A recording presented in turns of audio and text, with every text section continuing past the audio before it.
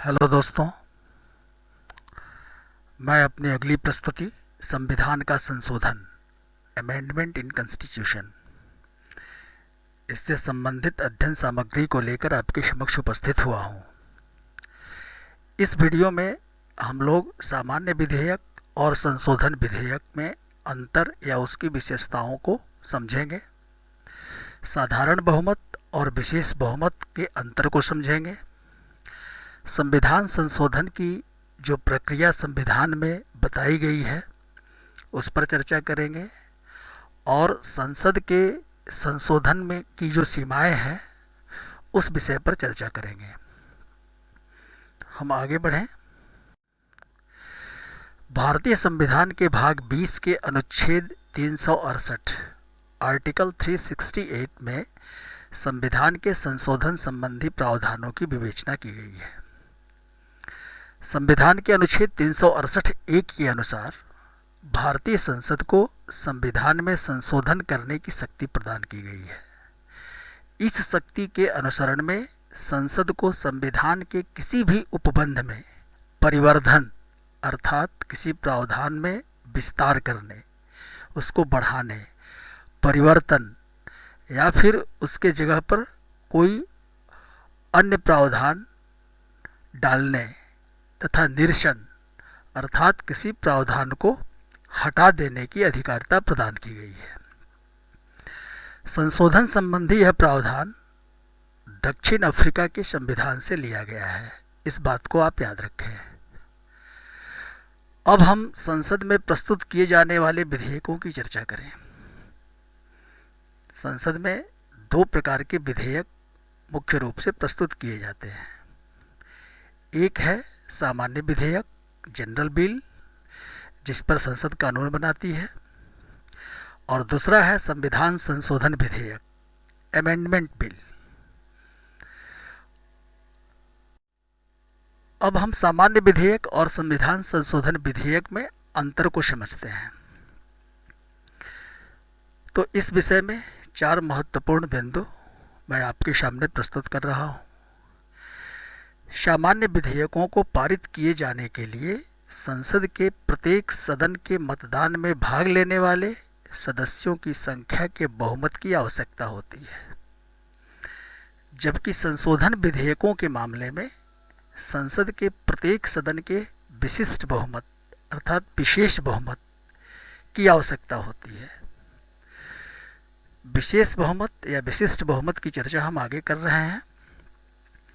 तो कुछ संशोधन विधेयकों के मामले में संसद के दोनों सदनों के विशिष्ट बहुमत या विशेष बहुमत के साथ साथ कम से कम आधे राज्यों के विधानमंडलों के अनुसमर्थन की आवश्यकता होती है। मतलब संशोधन विधेयक कुछ मामलों में कम से कम आधे राज्यों की मंजूरी उसे पास होने के लिए आवश्यक है। दूसरा मुख्य अंतर कि सामान्य विधेयकों के संबंध में संसद के दोनों सदनों में गतिरोध होने पर संविधान के अनुच्छेद 108 के अंतर्गत दोनों सदनों के संयुक्त अधिवेशन का प्रावधान है। मतलब जैसे कोई बिल, सामान्य बिल, जनरल बिल लोकसभा में पारित हो जाता है और राज्यसभा जो है सो उससे असहमत हो जाती है, तो ऐसी स्थिति में अनुच्छेद 108 के अंतर्गत दोनों सदनों के संयुक्त बैठक का प्रावधान किया गया है और उस बैठक में उस बिल पर चर्चा होती है और मतदान होता है। जबकि संविधान संशोधन विधेयकों के मामले में संसद के दोनों सदनों में गतिरोध अगर उत्पन्न हो जाता है तो संशोधन विधेयक समाप्त हो जाते हैं। ये बात आप याद रखें। तीसरा है संशोधन विधेयक बिना राष्ट्रपति के पूर्वानुमति से संसद के किसी भी सदन में पुनः स्थापित किए जा सकते हैं। मतलब प्रस्तुत किए जा सकते हैं, सदन के पटल पर रखे जा सकते हैं, उस पर चर्चा हो सकती है, मतदान होता है, उसे पास किया जा सकता है। जबकि कुछ सामान्य विधेयक जैसे राज्यों के नाम, क्षेत्रफल आदि में परिवर्तन और धन विधेयकों को पुनर्स्थापित करने के लिए राष्ट्रपति की पूर्वानुमति अनिवार्य है। अब चौथा कि सम्यक रूप से पारित संविधान संशोधन विधेयकों पर राष्ट्रपति मंजूरी देने के लिए बाध्य है, जबकि सामान्य विधेयकों के मामले में राष्ट्रपति अनुमति विधारित करने अर्थात अनुमति देने से रोकने या फिर उसे पुनर्विचार के लिए वापस लौटाने के लिए स्वतंत्र है। राष्ट्रपति के जो अधिकार हैं उसकी चर्चा हम लोग किसी अगले वीडियो में करेंगे। अब हम साधारण बहुमत का मतलब समझ लें। बहुत लोग आप लोग जानते भी होंगे कि साधारण बहुमत प्रत्येक सदन की सदस्य संख्या का बहुमत अर्थात सदस्य संख्या के आधे से अधिक सदस्यों का समर्थन। सदन की सदस्य संख्या का मतलब सदन की संवैधानिक संख्या से है। अच्छा, विशेष बहुमत। विशेष बहुमत का अर्थ है सदन की कुल संख्या का बहुमत तथा सदन में उपस्थित और मतदान में भाग लेने वाले सदस्यों का 2/3 बहुमत। इसे विशेष बहुमत या विशिष्ट बहुमत कहा जाता है। जैसे कि मैंने पहले बताया, सदन की कुल संख्या का अर्थ है सदन की संवैधानिक संख्या, अर्थात लोकसभा की संवैधानिक संख्या 552 है। 530 राज्यों के प्रतिनिधि होते हैं, 20 संघ शासित क्षेत्रों के प्रतिनिधि होते हैं और 2 एंग्लो इंडियन समुदाय के 2 सदस्य जो राष्ट्रपति के द्वारा जो है सो नामित किए जाते हैं।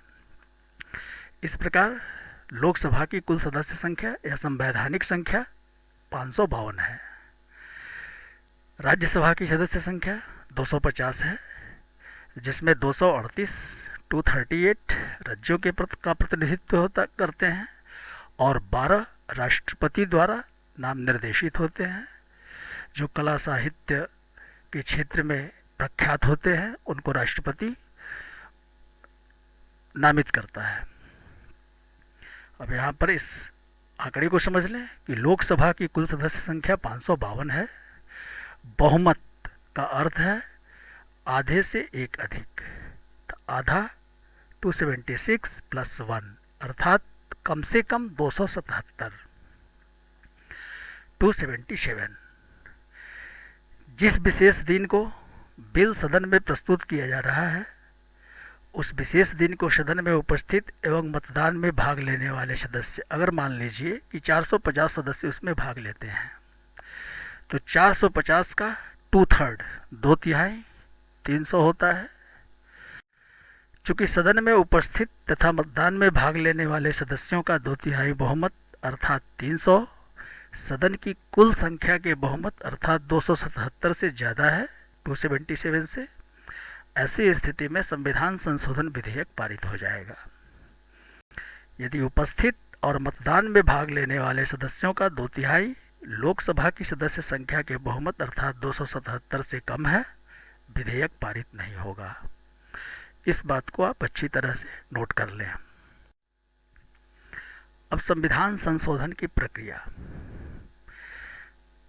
तो अनुच्छेद 368 आर्टिकल 361 में संविधान के संशोधन के संबंध में केवल 2 प्रक्रियाओं का उल्लेख है। पहला विशिष्ट या विशेष बहुमत से संशोधन और दूसरा संसद के विशिष्ट बहुमत तथा कम से कम आधे राज्यों के विधान मंडलों के अनुसमर्थन से संशोधन। लेकिन संविधान के कुछ अन्य उपबंधों में संसद के साधारण बहुमत से भी संशोधन करने का प्रावधान है, लेकिन साधारण बहुमत से किए जाने वाले ऐसे संशोधनों को संविधान के अनुच्छेद 368 अर्थात 368 के अंतर्गत संशोधन नहीं माना जाता है। अब इस प्रकार से अगर हम देखें समग्र रूप से तो संविधान के संशोधन की 3 प्रक्रियाएं सामने निकल करके आती हैं। पहला साधारण बहुमत से संशोधन, दूसरा संसद के विशेष बहुमत से संशोधन और तीसरा संसद के विशेष बहुमत तथा कम से कम आधे राज्यों के विधान मंडलों के अनुसमर्थन से संशोधन। साधारण बहुमत से संशोधन। भारतीय संविधान के निम्नलिखित अनुच्छेदों में संशोधन के लिए साधारण बहुमत की आवश्यकता होती है। इन संशोधनों को संविधान के अनुच्छेद 368 के अंतर्गत संशोधन नहीं माना जाएगा, जैसा कि मैंने पहले बताया आपको। अनुच्छेद 4, नए राज्यों के गठन, नए राज्यों के निर्माण, राज्यों की सीमाओं, नामों में परिवर्तन आदि के लिए संसद के दोनों सदनों में साधारण बहुमत की आवश्यकता होती है। इसे संविधान के अनुच्छेद 368 के अंतर्गत संशोधन नहीं माना जाएगा। अनुच्छेद 170 यदि किसी राज्य के राज्यपाल की राय में राज्य की विधानसभा में आंग्ल भारतीय समुदाय का प्रतिनिधित्व आवश्यक है तो वह इस समुदाय का एक सदस्य नाम निर्देशित कर सकता है, नॉमिनेट कर सकता है। तो इस प्रावधान में अगर संशोधन करना है तो इसे साधारण बहुमत से संशोधन हो सकता है। तीसरा, अनुच्छेद 293A, इसमें जो है किसी राज्य द्वारा भारत सरकार से लिए गए उधार के बकाये से संबंधित प्रावधान है। इसमें जिस मामलों में जिन राज्यों को भारत सरकार प्रत्याभूति गारंटी दी गई थी की स्थिति में वह राज्य भारत सरकार के अनुमति के बिना उधार नहीं ले सकता, अगर पहले लिए गए उधार बकाये हैं, तो इन प्रावधानों में संशोधन साधारण बहुमत से हो सकता है। अब हम विशिष्ट बहुमत से संशोधन तथा कम से कम आधे राज्यों के विधानमंडलों के अनुसमर्थन से संशोधन पर चर्चा करेंगे। तो संविधान के कुछ महत्वपूर्ण प्रावधानों में संशोधन विशिष्ट बहुमत के साथ साथ आधे राज्यों के समर्थन से ही हो सकता है, और ये उपबंध जो हैं वो निम्नलिखित हैं। जैसे राष्ट्रपति का निर्वाचन, आर्टिकल 54, राष्ट्रपति के निर्वाचन की पद्धति, आर्टिकल 55, संघ की कार्यपालिका शक्ति का विस्तार, आर्टिकल 73, राज्यों की कार्यपालिका शक्ति का विस्तार, आर्टिकल 162, संघीय क्षेत्रों के लिए उच्च न्यायालयों की स्थापना, आर्टिकल 241, संघीय न्यायपालिका, आर्टिकल 124, आर्टिकल 147, राज्यों में उच्च न्यायालय, आर्टिकल 214, आर्टिकल 231, आर्टिकल 241, 7वीं अनुसूची जिसमें संघ सूची, राज्य सूची और समवर्ती सूची के प्रावधान हैं, और उन सूची के विषयों में अगर कोई संशोधन करना है तो इसके लिए भी विशिष्ट बहुमत, विशेष बहुमत और राज्यों, कम से कम आधे राज्यों के समर्थन की जरूरत होती है। संसद में राज्यों का प्रतिनिधित्व, जिसकी विवेचना, जिसका विवरण अनुसूची 4 में दिया गया है संविधान के। संघ तथा राज्यों में विधायी संबंध, अनुच्छेद 245 से 255। अब हम देखें कि संसद के संविधान संशोधन की सीमाएं क्या है। क्या संसद किसी भी उपबंध में मनमाने तरीके से किसी भी प्रकार का संशोधन कर सकती है या उस पर कुछ सीमाएं हैं? तो इसमें हम सर्वोच्च न्यायालय में, उच्चतम न्यायालय में चले कुछ मुकदमों का जिक्र करेंगे।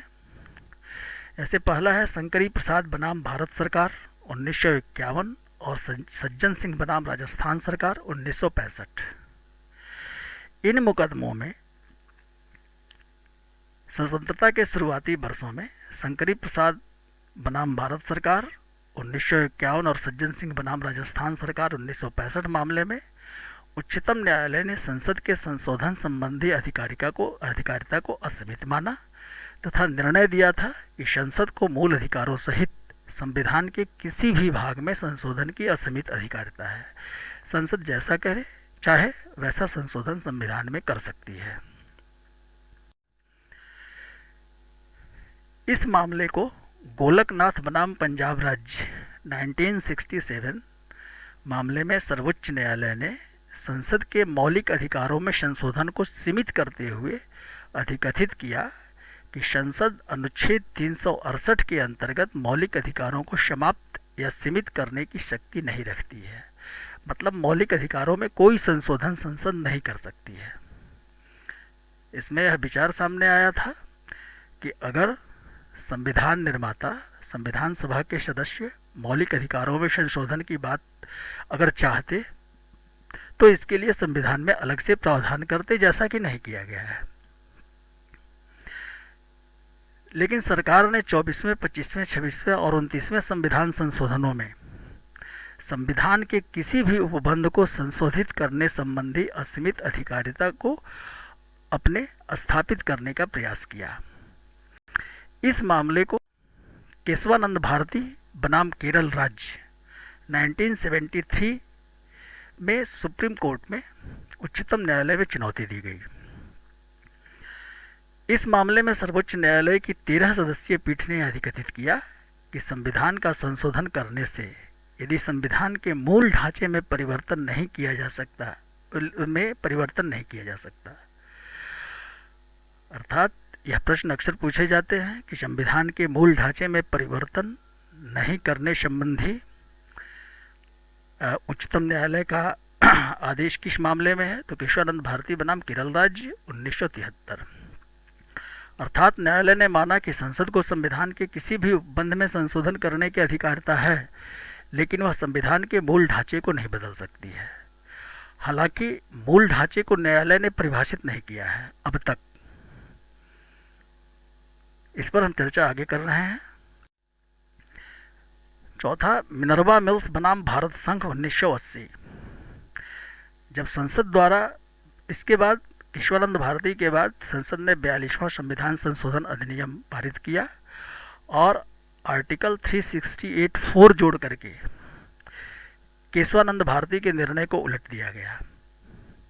इसमें कहा गया कि संसद द्वारा किया गया संशोधन न्यायालयों के न्यायिक पुनर्विलोकन की शक्ति से बाहर होगा। तो इस 42वें संविधान संशोधन को चुनौती दी गई मिनर्वा मिल्स बनाम भारत संघ में। तो उच्चतम न्यायालय ने इसे अविधिमान्य घोषित कर दिया, क्योंकि इस अनुच्छेद के द्वारा संविधान के संशोधन को न्यायिक पुनर्विलोकन से हटा दिया गया था। वर्तमान प्रावधान यह है कि संसद संविधान के किसी भी उपबंध में संशोधन कर सकती है, लेकिन वह संविधान के मूल ढांचे को बदल नहीं सकती है। समय समय पर उच्चतम न्यायालय ने संविधान के मूल ढांचे को रेखांकित किया है, हालांकि इसे अभी तक परिभाषित नहीं किया गया है। ये मूल ढांचे के अंतर्गत अब तक के जो बंध सामने आए हैं न्यायिक निर्वचन के आधार पर, वो ये हैं: संविधान की सर्वोच्चता, कानून का शासन, न्यायपालिका की स्वतंत्रता, शक्तियों के पृथक्करण का सिद्धांत, संघवाद, धर्मनिरपेक्षता, संप्रभु लोकतांत्रिक गणराज्य, संसदीय प्रणाली, स्वतंत्र और निष्पक्ष चुनाव, कल्याणकारी राज्य। दोस्तों, अगर आपको मेरी यह प्रस्तुति उपयोगी लगती है तो कृपया आप मेरे इस वीडियो को लाइक और सब्सक्राइब करना नहीं भूलें, ताकि महत्वपूर्ण संविधान संशोधनों से संबंधित मेरी अगली प्रस्तुति आपको आसानी से प्राप्त हो सके। अपने कमेंट के माध्यम से आप इस वीडियो सामग्री के प्रति अपने विचार हमें अवश्य बताएं। धन्यवाद।